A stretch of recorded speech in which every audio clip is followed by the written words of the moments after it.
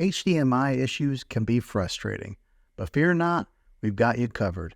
In today's tech video, I'm going to give you some tips on how to fix your HDMI problems on your Philips Smart TV.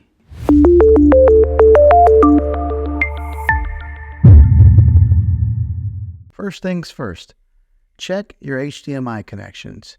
Ensure that all cables are securely plugged into your TV and check the HDMI cables to the device that you're connecting to. Sometimes it might be a simple problem of an HDMI not being plugged in all the way. Next, navigate to your TV's settings menu.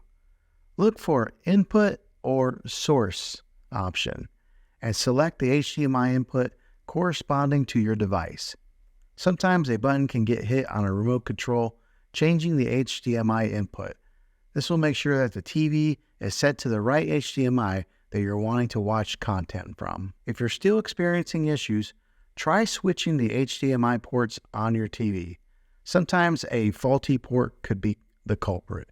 Just unplug it from the current HDMI port and try one of the other options. Hopefully this will fix your issue. Another troubleshooting step is power cycling. Simply unplug your TV and unplug the device connected via HDMI. Unplug them from the wall outlet that they're plugged into. Wait a few minutes, then power them back on. Hopefully, this will fix your HDMI issues. Lastly, ensure that your TV's firmware is up to date. Manufacturers often release updates to address compatibility issues and bugs. Go to your settings and update it to see if that resolves your HDMI problems. Sometimes this will do the trick.